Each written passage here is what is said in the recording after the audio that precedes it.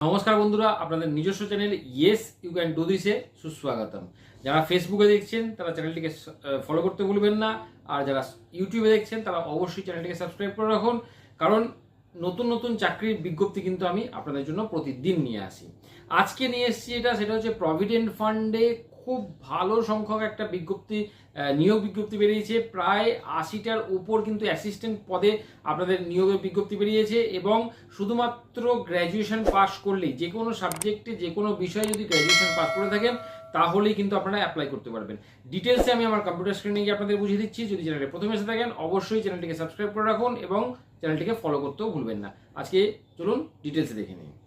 Special advertisement number 52/2026 union public service কমিশনের তরফ থেকে বেরিয়েছে। এখানে যে অ্যাডভার্টাইজমেন্টটা দিয়েছে সেখানে হচ্ছে 80টা ভ্যাকেন্সি আছে অ্যাসিস্ট্যান্ট প্রভিডেন্ট ফান্ড কমিশনার পোস্টের জন্য।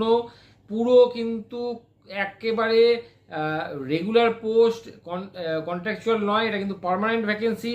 এখানে আপনাদের টোটাল 29টা ভ্যাকেন্সি আছে। আনরিজার্ভদের জন্য, ইডাব্লিউএস এর জন্য 8টা, ওবিসিদের জন্য 18টা, এসসিদের জন্য 15টা, এসটিদের জন্য 10টা এবং পিডাব্লিউডির জন্য 3টে ভ্যাকেন্সি আছে। ঠিক আছে, তো আনরিজার্ভ ক্যান্ডিডেটের জন্য কিন্তু 29টা ভ্যাকেন্সি আছে। যারা আনরিজার্ভ ক্যান্ডিডেট হিসাবে ফিল আপ করবেন, যে কোনো বিষয়ে গ্র্যাজুয়েশন করলেই কিন্তু আপনারা অ্যাপ্লাই করতে পারবেন।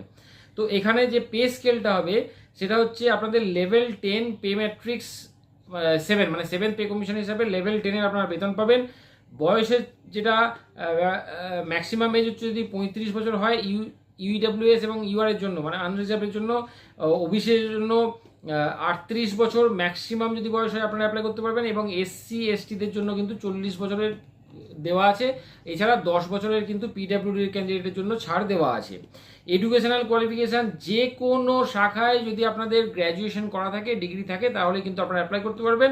মনে রাখবেন ডিজাইরেবল, এটা কিন্তু ম্যান্ডেটরি না। সেখানে হচ্ছে কোম্পানি ল, লেবার ল বা পাবলিক অ্যাডমিনিস্ট্রেশনের উপর যদি আপনারা ডিপ্লোমা করে থাকেন তাহলে কিন্তু এটা প্রেফারেবল, ডিজাইরেবল। ওকে, তো এখানে যে পোস্টটা আছে সেটা হচ্ছে সেন্ট্রাল বোর্ড গ্রুপ এ নন মিনিস্টেরিয়াল পোস্ট। পুরোপুরি এই পোস্টটা কিন্তু পার্মানেন্ট এখানে দিয়ে দিয়েছে। পোস্ট কিন্তু আপনাদের পার্মানেন্ট পোস্ট, তাই নেগলেক্ট করবেন না, অবশ্যই অ্যাপ্লাই করে দেবেন।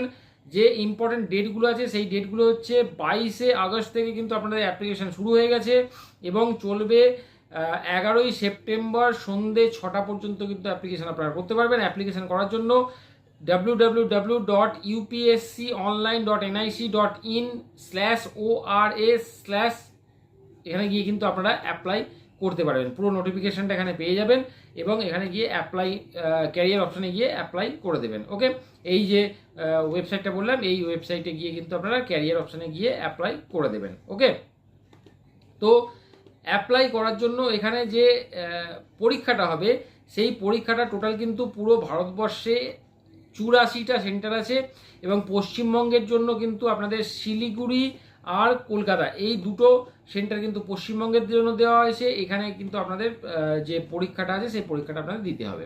তো বেশি দেরি করবেন না, অ্যাপ্লাই করে দিন। আজকে ভিডিওটা কেমন লাগলো অবশ্যই কমেন্ট করে জানাবেন। আজকে এই পর্যন্তই, ধন্যবাদ।